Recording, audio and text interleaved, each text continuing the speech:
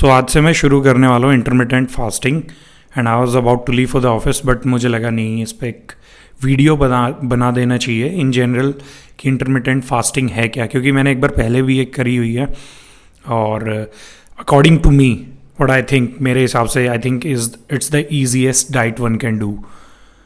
Starting के एक हफ्ते थोड़ा सा आपको अजीब लगेगा but once you get use to it तो मुझे लगता है कि ज़्यादा लॉन्ग रन में आप इसको आराम से लेके चल सकते हो। सस्टेनेबल डाइट है और इजी भी है। अब इंटरमिटेंट फास्टिंग है क्या? सो बेसिकली दिन में होते 24 घंटे। 24 घंटे में से कोई भी आप 8 घंटे का स्पैन निकालो। अब वो 10 से 6 हो सकता है, 11 से 7 हो सकता है, या 12 से 8 हो सकता है, या 9 से 5 हो सकता है। कोई भी 8 घंटे का स्पैन निकालो। उस 8 घंटे में आपको अपने मील खाने हैं। उस 8 घंटे के बाहर आप सिर्फ पानी पी सकते हो या नॉन कैलोरिक कोई भी चीज़ है वो ले सकते हो, बट ब्लैक कॉफ़ी भी ले सकते हो। बट अगेन कुछ भी जिसमें कैलोरी है वो कुछ ऐसा आप कंज्यूम नहीं कर सकते। बट इस 8 घंटे के स्पैन में आप जो चाहो खा सकते हो वैसे तो। बट आई वुड सजेस्ट कि आप हेल्दी चीज़ ही खाओ या हेल्दी ही पिक करो। रीज़न मैं आपको बताता हूँ। अनहेल्दी खाओगे सेम आपका फैट लॉस तो होगा उसमें भी, वेट लॉस तो होगा, बट अगेन हो सकता है उसमें आप मसल लॉस ही कर दो, है ना। फैट भी जाएगा, मसल भी जाएगा, चांसेस ये है। वहीं आप उसकी जगह अगर प्रोटीन रिच फूड खाओगे या डेंस फूड खाओगे तो आपका जो है मसल लॉस नहीं होगा, मोस्टली फैट ही आपकी बॉडी से जाएगा। और इसमें इंटरमिटेंट फास्टिंग में आपको एक और फ़ायदा होता है, ब्लोटिंग फील नहीं होती, लाइट रहता है, क्योंकि आप सिर्फ 8 घंटे में खा रहे हो, बॉडी को इनफ टाइम दे रहे हो उसे पचाने के लिए, है ना। तो इसलिए भी ये बहुत बढ़िया और इजी डाइट बन जाता है। फिर आप डाइट में अपनी में अब हम बात कर रहे थे कि डेंस कैसे कर सकते हो या कितनी मील ले सकते हो। मील का कोई इसमें एग्जैक्ट नंबर नहीं है कि आपको कितनी मील लेनी है। आप 3 मील ले सकते हो, 4 ले सकते हो, 5 ले सकते हो, 6 ले सकते हो, डिपेंडिंग अपॉन यू कि आप कितना खा सकते हो या किस हिसाब से खा सकते हो। अब what I would suggest you is कि छोटा छोटा मील लो। एक बार में जैसे ब्रेकफास्ट हुआ तो ये नहीं कि भर के खा लिया, पेट भर गया, फिर आपको अगले 4 घंटे भूख नहीं लगेगी, फिर 4 घंटे लगेगी, फिर भर के खा लोगे तो 8 घंटे में आप इनफ जो है प्रोटीन इंटेक नहीं कर पाओगे या अच्छे से नहीं खा पाओगे। वो तो फिर वो है कि भूख मारने वाली बात होगी कि भूख लग रही है, भूख शांत करी और बस। प्लस एब्जॉर्प्शन भी नहीं होगा इतना उस प्रोटीन का। तो what I would suggest is 4 या 5 मील में अपनी जो टोटल डे की आपकी मील है उसको ब्रेक डाउन करो 4-5 मील में, और उसको फिर उस हिसाब से लो। जितनी छोटी मील लोगे उतना आपके लिए सही रहेगा उसको डाइजेस्ट करना, उतना लाइट फील करोगे, उतनी जल्दी दोबारा भूख लगेगी। तो सपोज़ आप 2-2 घंटे के स्पैन में खा रहे हो, thumbs up, very good. Same कोशिश वही करनी है कि 2 से 2.5 घंटे के बीच खा ले। अगर उससे कम हो पा रहा है और भी बढ़िया बात है। एक और चीज़ मैं ऐड करना चाहूँगा कि जितनी आपको भूख होती है ना उसका 80% खाना शुरू कर दो।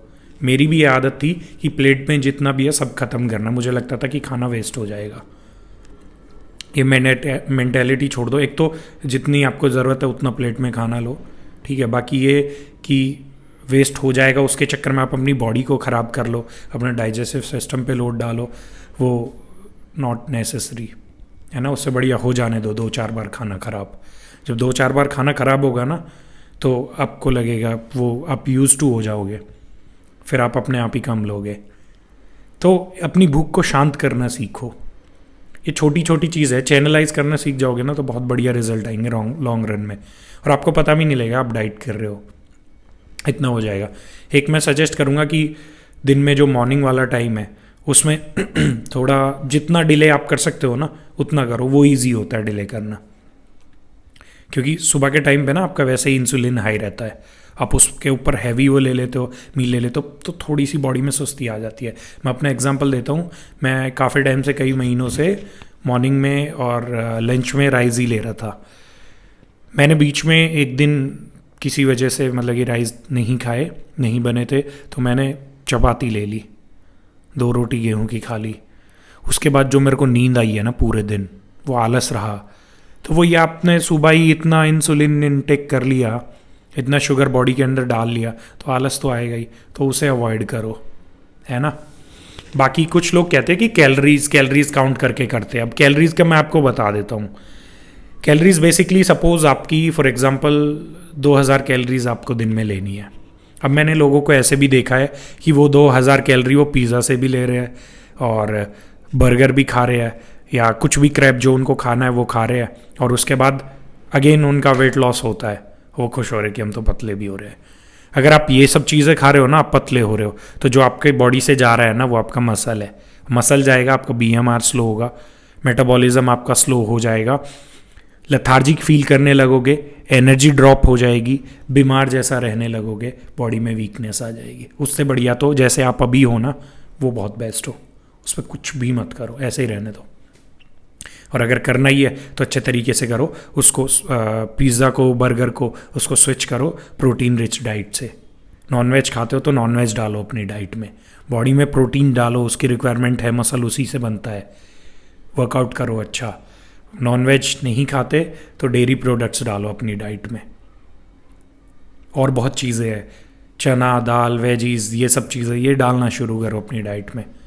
पिज़्ज़ा बर्गर खा के अगर पतले हो रहे हो ना तो ये सोच लो बॉडी का नुकसान ही कर रहे हो, कुछ नहीं कर रहे, क्योंकि कैलोरीज तो उतनी गई, बट गई किस चीज़ से? बर्गर से। क्या वो करेगा आपको फ़ायदा? कुछ भी नहीं। तो ये छोड़ो, ये चूज़ करो कि मीडियम क्या है जिससे वो आप 2000 कैलोरीज आपकी बॉडी में जा रही है। ये बहुत ज़्यादा इंपॉर्टेंट चीज़ है, वरना आप अपने आप को कमज़ोर कर लोगे। और बहुत लोगों का ऐसा होता है कि उन्होंने फ़ैट लॉस किया, उनका सपोज़ 10 kg या 5 kg उनका वेट चला गया, उसके बाद उन्होंने फिर से खाना शुरू कर दिया नॉर्मल डाइट छोड़ने के बाद। एक तो ये होता है कि आपने इतने दिन से डाइट करी है तो मेंटली वो रहता है कि अब डाइट तोड़ दिया तो मन करता है और ज़्यादा खाने का। प्लस आपने पिछली डाइट में अपने क्रैश डाइट आपने ली थी, उसमें मसल लॉस किया, आपका BMR स्लो हो गया, जो बर्निंग रेशियो है वो स्लो हो गया। सपोज जैसे अगर देसी भाषा में बोले तो आपकी जो मशीनरी है वो स्लो हो गई पचाने वाली बॉडी की। अब खाना आपने पहले से डबल कर दिया साइकोलॉजिकली, क्योंकि आपको लगता है कि आपने डाइट में कम खाया तो आप ज़्यादा खाना शुरू कर देते हो, उसके कंजप्शन स्लो हो गया, मशीनरी आपकी स्लो हो गई, खाना उतना ही हो रहा है, तो वेट गेन कितना होगा? डबल। तो कहते हैं ना कि यार मेरा वेट लॉस हुआ और फिर उसके बाद मैंने जैसे ही छोड़ा वो डबल आ गया, वापस आ गया। रीज़न वही है उसका, क्रैश डाइट। आपने पहले से और ज़्यादा स्लो कर दिया बॉडी को और नुकसान डाल दिया बॉडी में, प्लस लोड आपने और ज़्यादा बढ़ा दिया, तो भाई वो तो फैट में कन्वर्ट होगा ही ना, फिर तो वेट बढ़ेगा ही। सस्टेनेबिलिटी पे काम करो। मैं बता रहा हूँ ये गलतियाँ मैंने करी है कि एकदम पीक पे 2 महीने ये वो फिर छोड़ के फिर वही बकवास, पूरे 8 महीने साल के ऐसे ही 3 महीने बढ़िया, 8-9 महीने फिर वही बकवास। तभी तो मैं बता रहा हूँ ना, बॉडी के साथ करा बनाया छोड़ा, ऐसे नहीं, धीरे धीरे चलो, सस्टेनेबिलिटी पे काम करो। 2 साल 3 साल में आप कितना आगे पहुँच जाओगे आपको भी नहीं पता है। और जिनको जल्दी पड़ी है ना कि 6 महीने में मैं बना दूँ, नहीं बनने वाली। उस जल्दी के चक्कर में ना आप कुछ ना कुछ अपना नुकसान ही कर लोगे, बॉडी तो नहीं बनेगी। शॉर्टकट्स लेने की सोच रहे हो तो लॉन्ग टर्म में जब 50 क्रॉस करोगे इनके साइड इफ़ेक्ट्स दिखने शुरू हो जाएंगे, परेशान हो जाओगे। जब मैटर नहीं करती 6 पैक एब्स, जब सिर्फ हेल्दी लाइफस्टाइल मैटर करती है। सोचो आपको वॉशरूम जाना है, वो अपनी मर्जी से नहीं जा सकते, किसी की हेल्प से जाओगे, बहुत अजीब है। तो back to the topic, intermittent fasting मैंने बता दिया 8 घंटे का स्पैन रखते हैं। अगर आप उसको कम कर सकते हो 7 पे आ सकते हो, 5 पे भूखा नहीं मरना है ना। 1-8 घंटा कम कर सकते हो, ठीक है, वेल एंड गुड। बट बहुत लोग यहाँ पे कोशिश करेंगे भूखे मर रहे हैं, वो नहीं है भाई, उससे नुकसान ही होगा बॉडी में। प्रोटीन रिच फूड डालो, फैट रिच फूड डालो, कार्ब्स थोड़ा सा कम करो, मीठा बिल्कुल बंद कर दो। अब 2 चीज़ें और बताता हूँ, मीठा एकदम बंद कर दो, और जो आप आटा खाते हो वो गेहूं हटा के मल्टीग्रेन आटा ले आओ, या फिर बाजरे में थोड़ा सा गेहूं मिला दो ताकि वो टूटे ना। वो खाना शुरू करो, 1 महीने में रिजल्ट्स देखना। पहले 1 हफ्ते में आपको बॉडी लाइट, बहुत ज़्यादा लाइट फील होने लगेगी। 1 महीने 2 महीने में कितना फैट लॉस हो जाएगा, बॉडी में कितनी शेप आ जाएगी, कितनी आपकी एनर्जी हाई रहेगी, आपको भी नहीं पता। वो जो लेजीनेस है ना, थके रहते हैं दिन में, थकान होती है, सब खत्म हो जाएगी। उसके बाद अच्छा वेट लिफ्टिंग करो, उसके बाद भी कमी होती है तो अपनी बॉडी में विटामिन एंड मिनरल्स डालो। टेस्ट कराने की ज़रूरत नहीं है, जो चीज़ों की एसेंशियल है, जिनकी ज़रूरत है उनको डालना शुरू करो। टेस्ट पे पैसे बेकार करोगे कि क्या बॉडी में क्या डेफिशिएंसी है क्या नहीं, कुछ नहीं भाई, सब कुछ लेना शुरू करो। कैल्शियम मैग्नीशियम साल में 1.5 से 2 महीने ही रखो, है ना। मैं सजेस्ट करूँगा 1-1 महीने के स्पैन में रखो, थोड़ा छोड़ के 1 महीना अब ले लिया, 1 महीने फिर 3 महीने बाद ले लिया, 1 महीने। बाकी जो है आपके D3 K27 और ये सब, वो विटामिन सी वगैरह वो कंटिन्यू रखो, एनर्जाइज्ड रहती है बॉडी, और ज़्यादा यंग फील करोगे और ज़्यादा काम कर पाओगे। और एफिशिएंसी जब बढ़ेगी ना, उससे बड़ा कोई आपको रिजल्ट है ही नहीं। फैट लॉस है, एब्स कुछ भी नहीं है जब एनर्जी आपकी होती है कि आपका कुछ भी काम है एक्स्ट्रा करने का मन कर रहा है कि हाँ ये काम है, कोई नहीं मैं कर दूंगा इसे, वो फील ही अलग होती है। एक वाटर इनटेक लोगों का पूरा नहीं हो पाता, उसका मैं बता देता हूँ। वाटर इनटेक के लिए 4 लीटर सपोज आपको पानी पीना है, 4 बॉटल लो 1-1 लीटर की और अपने सामने रख लो। एक बॉटल को बार बार रिफिल करोगे नहीं पी पाओगे। सुबह ही 4 लीटर पानी अपने सामने रख दो, जहाँ भी आप जा रहे हो वो बॉटल लेके चलो, जो खत्म हुई उसको रखा, बाकी 3 रखी रही सामने, खत्म हुई रखा, रखी रही। 4 लीटर मैं देखता हूँ कैसे नहीं होगा, बड़े आराम से होगा, 5 पे भी चले जाओगे, बट 4 लीटर के आसपास ठीक है, मोर देन इनफ। 4-4.5 बहुत है, एक्स्ट्रा पी पा रहे हो ठीक, वेल एंड गुड। वो वाटर इनटेक ऐसे कम हो पाएगा। और ये मैं फॉलो करने वाला हूँ, मैं अपने रिजल्ट्स कम्युनिटी पोस्ट पे पोस्ट करूँगा, आप मेरे को फॉलो कर सकते हो, ये देखो। और आप भी डाइट शुरू कर सकते हो। किसी के कोई डाउट है तो आप कमेंट्स करो, मैं डाउट आपके सॉल्व करूँगा। कैसे मेरे को रिजल्ट्स आ रहे हैं वो मैं आपके साथ शेयर करूँगा, है ना। लेट्स ग्रो टुगेदर, काम करना शुरू करो, बहुत ईजी डाइट है, रिजल्ट दिखेंगे तो अपने आप मज़ा आएगा। चलो bye bye, see you in next one.